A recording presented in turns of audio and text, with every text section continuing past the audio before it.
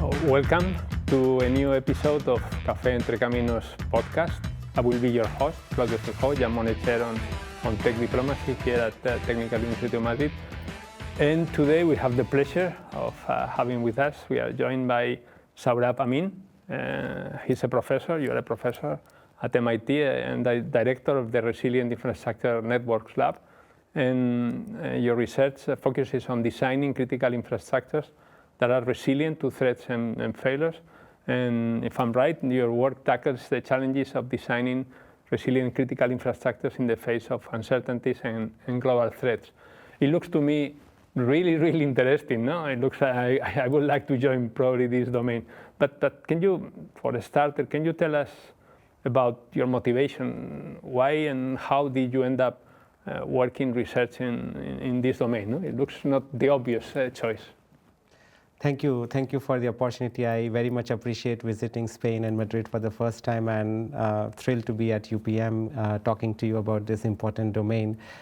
So my interest in infrastructure is long-standing because my undergraduate is in civil engineering from India, which is one of the prominent schools in civil engineering, Indian Institute of Technology, Roorkee. And there I learned the design of various critical infrastructure systems from a physics viewpoint. When I came to the United States in 2002, I did a master's in transportation, and then I went on to do a PhD in systems and control at Berkeley. And what I saw was a revolution in digital technologies, digitalization of infrastructures, which means use of sensing, control, and algorithms to make our infrastructures better, to monitor the health of infrastructures.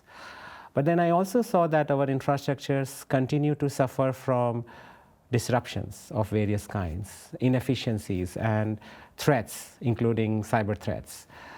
And so this produced a dilemma for me that if we were to sort of be intelligent in the use of our technology, digital technologies, sensing, control, and automation, we ought to be thinking about the performance of our infrastructures in the face of disruptions when they are not facing nominal conditions. And we need to be proactive in trying to think about how to operate and design our infrastructures in the face of these uncertainties. And I view this opportunity as a singular important opportunity in the face of new risks that we face, in particular the security risks as well as the climate change risks. So that motivated me to really put my heart and effort into this field, which we now call as resilient infrastructures. I've noted this idea of disruptions, and I'll ask you more about that. But I wonder, having a combination of backgrounds, no, coming from India, living in the US, and maybe probably traveling in many other places, is this helpful? Has been this something that has helped you in your career? Or It does, because the kind of infrastructure challenges that one faces in a country like India, in particular the mobility and the energy challenges, are very different than the kind of challenges that we see in the US. So the way in which the disruptions affect these infrastructures are different. The impact it produces is different. So one of the challenges for me as an academician is to try to see and take a step back and see how we can try to abstract important questions out of these diverse ways in which different infrastructures are affected in different parts of the world. And how can we develop models and solutions that can be tailored to one type of problem and also be adapted to another type of problem. So that really motivates me as an academician to try to zoom out and look at these problems in a manner that is cross-cutting and integrative. How interesting. I would like to, for the audience, no? Maybe you can explain a little bit, what do you mean by resilient infrastructure? And maybe you can put some examples that you're working currently and maybe meaningful, or you think they have an impact? Yeah. So first I will give you a definition of infrastructure, and then I'll tell you what is resilient infrastructure. Perfect. Infrastructure for me is not just the physical infrastructure, which is a road network or an energy system. Infrastructure for me is a combination of at least 4 things. One is the physical infrastructure that we use, we build, we operate, and we manage. The second is, as I mentioned, the sensing, control, and digitalization technologies that are so embedded and so essential for the operation, management, and even building of this infrastructure. The third component of infrastructures is actually the users, the operators, and even the service providers who are various entities, not just one entities, coming together to actually operate, manage, build this infrastructure. And the fourth is the intelligence, the AI and the machine learning that actually comes in and enables communication between all these entities, interaction between all these entities. So that I mean as infrastructure. Now, resiliency, is at least 2 or 3 things. It's a super attribute, I would say. It's not just one attribute. It's a collection of at least 3 attributes. One is efficiency under nominal conditions. Cost efficiency, performance efficiency, everything good under nominal conditions.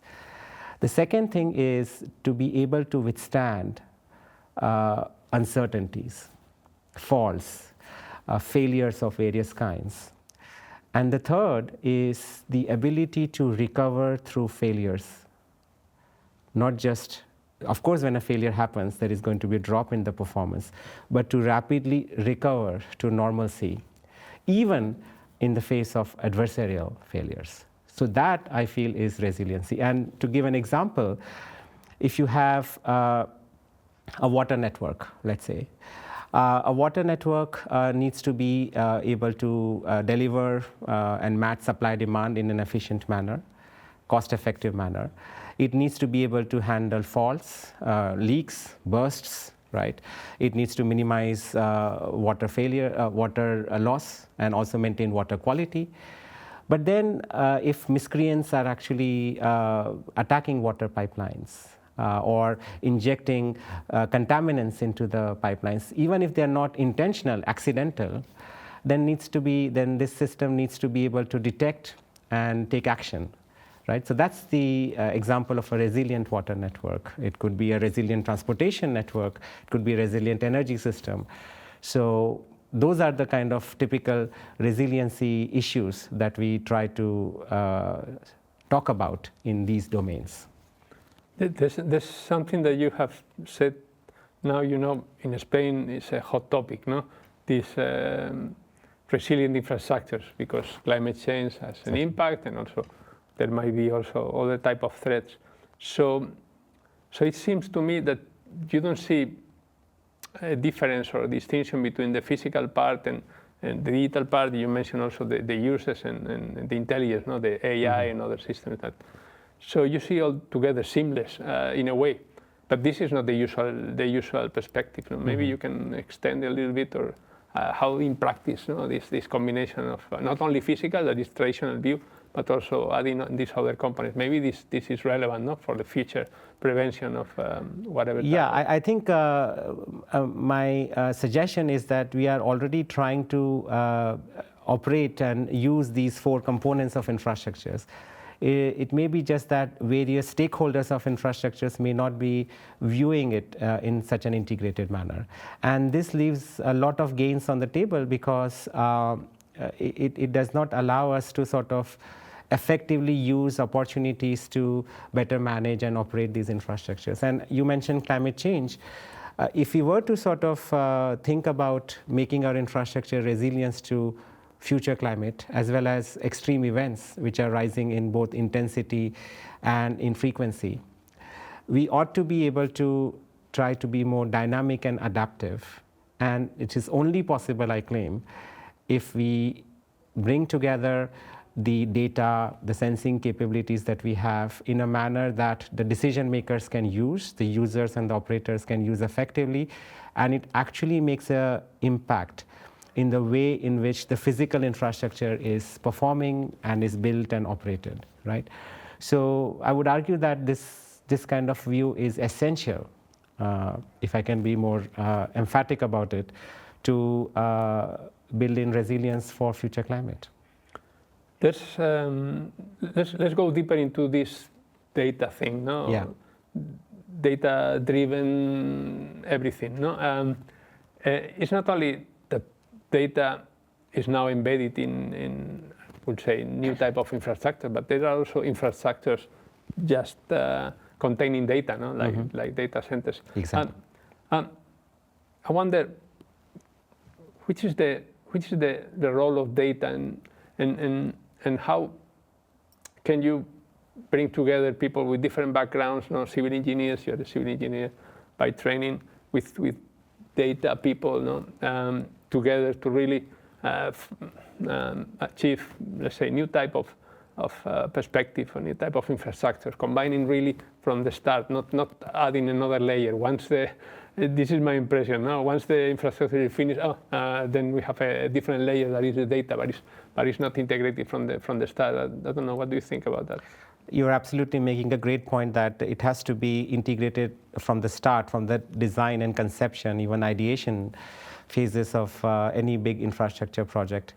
And data is, as you also mentioned, is a currency. It's already embedded, and it's different kinds of data which is actually stored and collected and managed, right? So one thing to actually understand is that the data in itself is, although a currency, but in itself does not have a value unless it is used in a certain manner. The second thing is that data is not central, it's distributed. And the third is data can be noisy, it can be corrupted. So it's important to understand the value of data in different contexts, how it is stored, how it is collected, and what is the trustworthiness of data. And the second thing is in terms of embedding the data in the infrastructure at the design state. I would argue that we need to be able to have a cohesive view of the pipeline in which the data is transformed into decisions, which means how data is used, collected, aggregated, how it is processed to become information, how this information is actually shared with different stakeholders, and how these stakeholders use this information to make a decision. So this kind of pipeline from data to models to information to decision and control is what we need to look at in terms of our right, effective, and intended use of the data that we have. Of course, I'm going to ask you about the new threats, because if data are part of these new infrastructures, they also bring together new type of threats, no? Like cybersecurity, and so it's not a traditional type of threats, but it's new type of threats. So how to tackle this? How to tackle cybersecurity in part of these resilient infrastructures? Yeah. So maybe I can actually give a little bit of context. Historically, as digitalization happened, cybersecurity threats were not really part of the critical infrastructure designers and operators until it became clear with the attack of Stuxnet in 2009, where one nation state actually was able to compromise the uranium enrichment facilities of another nation state. And what this created is some kind of a cascade where the worm or the virus that was created for this purpose actually got out on the internet. And this then propagated to the control systems which were commercially off the shelf and were managing the infrastructures of many critical utilities around the globe. And this then actually resulted in companies who are manufacturing monitoring and control solutions for critical infrastructures having to think deeply about critical infrastructures. And then this resulted in a series of incidents throughout the world where hackers, disgruntled employees, nation states, criminals were able to create both big and small incidents, leading to a recent situation where two countries who are engaging in a warfare, one country might be able to compromise the entire energy grid of the another country. And so this has serious repercussions in terms of not just the energy security, but how the resulting compromise of security of energy and other critical infrastructure and services can impact society at large and also create long-standing economic problems for the nation as a whole. So that is why it's important to look at security threats not just to the data, but to the entire pipeline of infrastructure in terms of monitoring, control, operation, use of data, and who is having the authority of taking what decisions, so that the trustworthiness and the security of our critical infrastructure is retained as much as possible.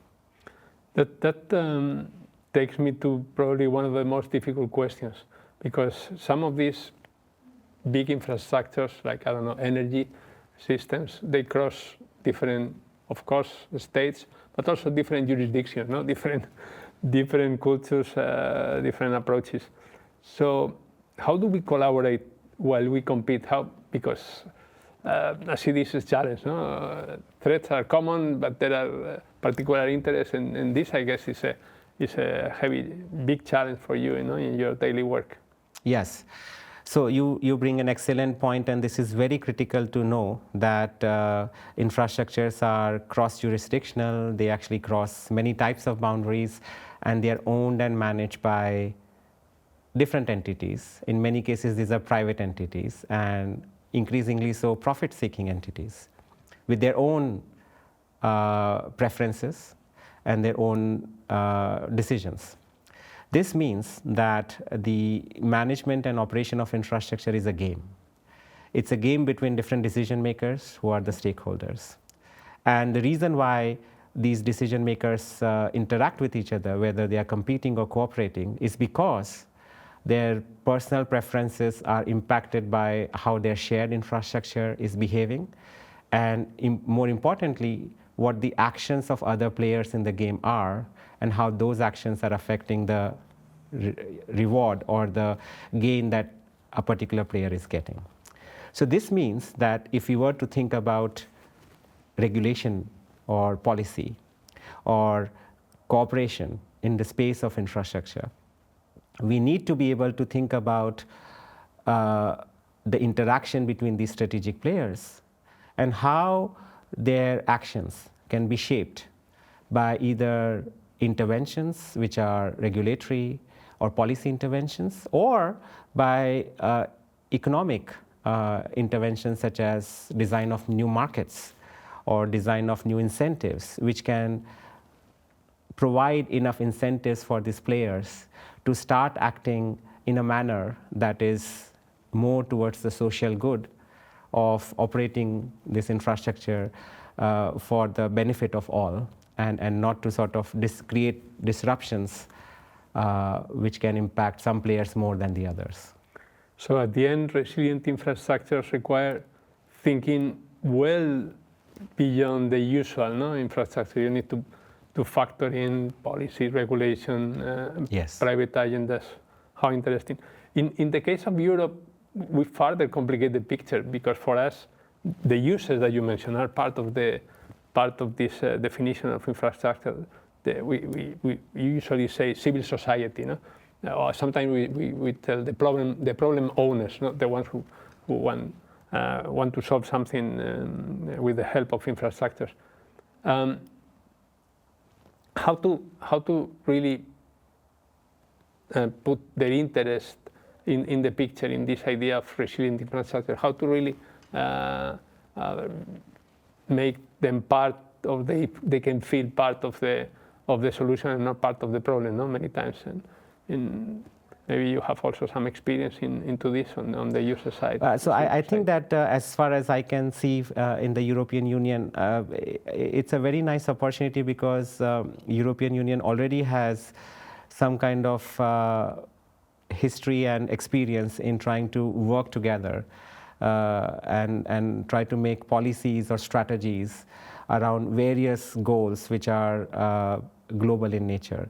This includes decarbonization, integration of renewable energies, trying to have standards for new technologies such as EV infrastructure, electric vehicle infrastructure, things like that. So there is already a strong kind of experience in opportunities and challenges in working together.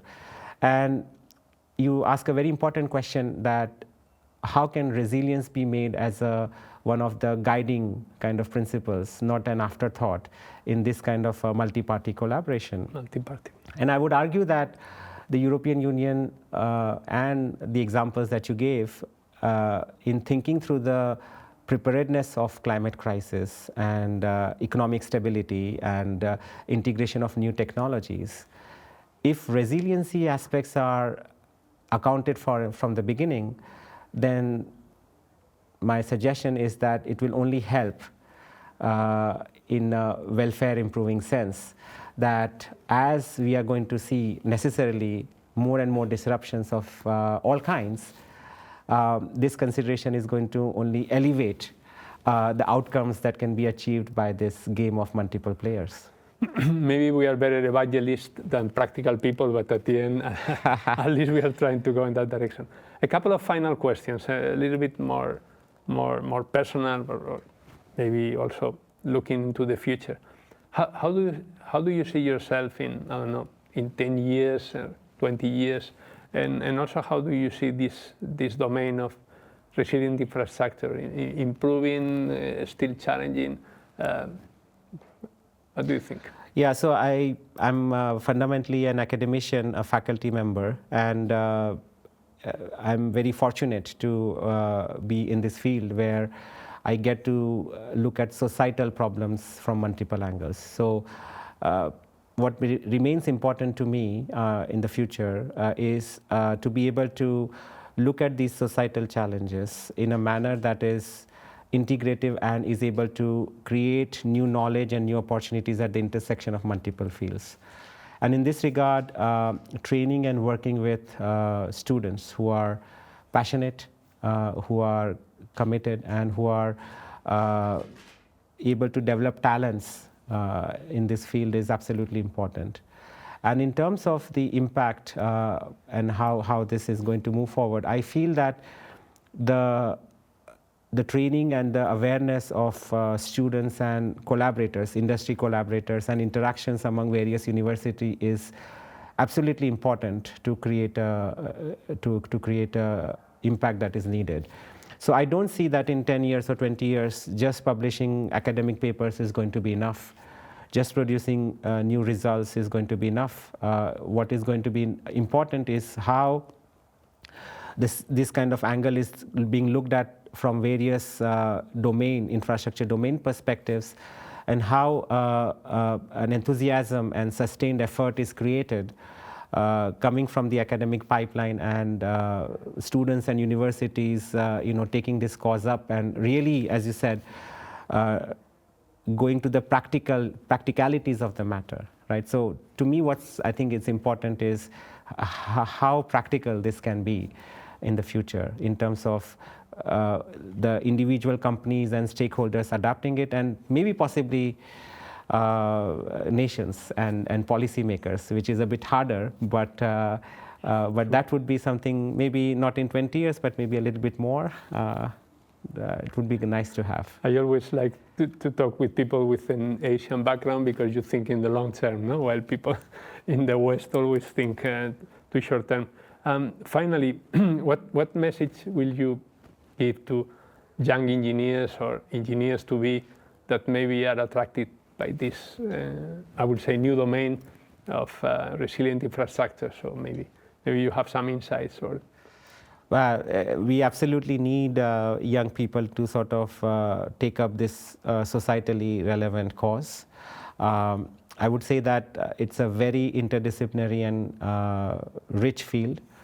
So it's important to come at it from different angles and keep an open mind in the sense of trying to, where you have time and energy, learn these different ideas around algorithms, about sensing and control, about how energy infrastructure works and how transportation works and how their interdependence happens if electric vehicles are coupled with the energy system. So it's important to balance theory and applications and try to sort of understand where one can make a difference. So that's my big suggestion. And in terms of opportunities, it's important to be passionate about certain opportunities so that we, again, as you said, plan for long term and not just an immediate job next year or job security for the next 2 years, which is very easy to fall into. But if you were to sort of plan for long-term satisfaction and a career that is meaningful in a true sense, not just an economically viable and attractive, but also satisfying deeply, then one needs to sort of look at it in a manner that is a bit more planned, and not compare yourself with short-term opportunities or people who are looking for short-term success. That would be my advice. Fantastic. I must say, Professor Amin, dear Saraubh, has been an absolute pleasure to have you here. Thank you. Thanks so much. Thank you for having me. Real pleasure. Thank you.